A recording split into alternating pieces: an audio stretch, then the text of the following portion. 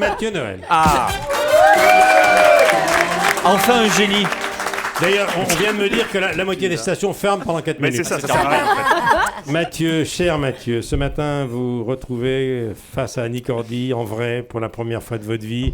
C'est une émission qui est difficile à décrire avec des mots. Hop, Michel, n'essayez pas de noyer le poisson. Je mange beaucoup de poissons, j'adore les poissons. Non. Ce que je veux dire, Michel, c'est que vous essayez de nous détourner du vrai sujet, du seul sujet qui compte ce matin, que personne n'a osé aborder, et qui concerne la nature exacte de votre relation avec Annie Cordy. Car oui, mesdames et messieurs, Été 42. un certain nombre d'éléments me portent en effet à croire qu'il y aurait entre Michel et Annie un peu plus qu'une simple amitié, n'est-ce pas Michel ? Mon lit est le sien. Nous y voilà donc.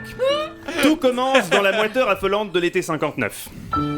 J'avais 18 ans. Non, 17 Michel, vous avez 17 ans. Vous disiez 18 pour séduire les filles, mais c'était 17. Et Dieu sait qu'il y en avait des filles à ce stage d'optimiste auquel vous avez inscrit vos parents dans la baie de Quiberon. Tu n'imagines pas le bruit, le vent. Et on imagine très bien Michel. De beaux souvenirs. Je me souviens, j'ai fait l'amour avec la mer. Oui, enfin ça c'est une manière élégante de dire qu'il a chaviré. Il y a des salés quoi. Mais les activités nautiques n'étaient pas la seule préoccupation du jeune Michel durant cet été 59. Une autre forme de dépassement physique le titillait, nocturne celle-ci. Je me souviens particulièrement d'une soirée à Lorient. Oui, si on peut éviter les détails, on s'en passera. Hasard du destin, en ce mois de juillet 59, Annie Cordy est en tournée avec Luis Mariano. C'est magnifique. Oui. Même sous le crachat breton, Louis trouvait toujours tout magnifique. Une joyeuse nature.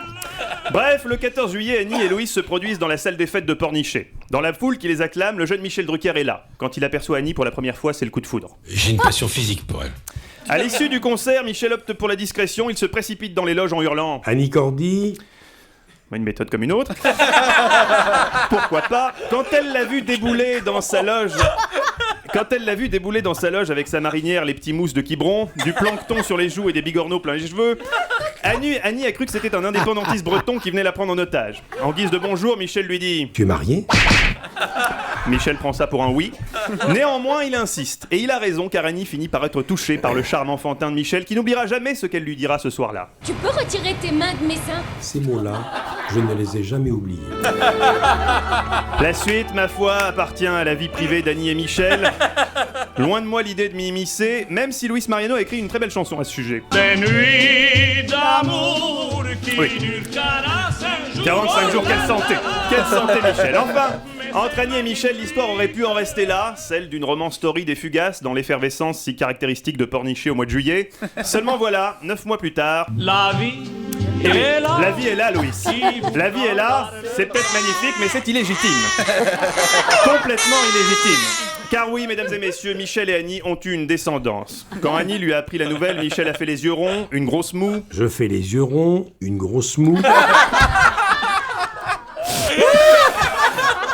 Épatant, Mathieu. Et je crois qu'il est temps ce matin de révéler enfin l'identité de cet enfant. Fatalement ou sans doute, votre union devait donner naissance à un être hors du commun, génie atavique du music hall, appelé à devenir un des plus grands entertainers de son temps.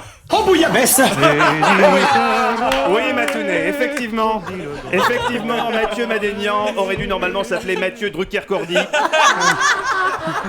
Seulement voilà, ses parents ne l'ont pas assumé et ils l'ont abandonné un beau matin après un gala à Marseille.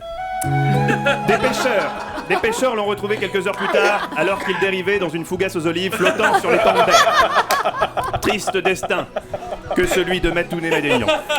Heureusement, il a été recueilli par une femme exceptionnelle, Martine Madénian. Ex-docker de Marseille. Effectivement, avant l'opération. Qui avait d'abord... Martine Madénian, qui avait d'abord pensé à le revendre sur le marché de la Castellane, mais voyant qu'elle en tirerait pas grand-chose, elle s'était résolue à le garder. Mais on n'échappe pas aussi facilement à son destin, Annie, et vos chemins devaient se recroiser un jour. Mathieu, vous avez quelque chose à dire à votre mère biologique ? C'est sur une de tes chansons que j'ai eu ma première relation sexuelle. C'était sur... Oh la vache! Malicieux clin d'œil du destin. Bref, je vous laisse savourer ces retrouvailles en famille. Michel, un dernier mot pour résumer notre invité ? Annie Cordy. Pas mieux. Mathieu Noël. À revoir sur Europe 1. Vous retrouvez Mathieu aux côtés d'Alexandra Sublet ce soir sur la scène. Et vendredi, vous trouvez ça normal aux côtés de Bruce Toussaint.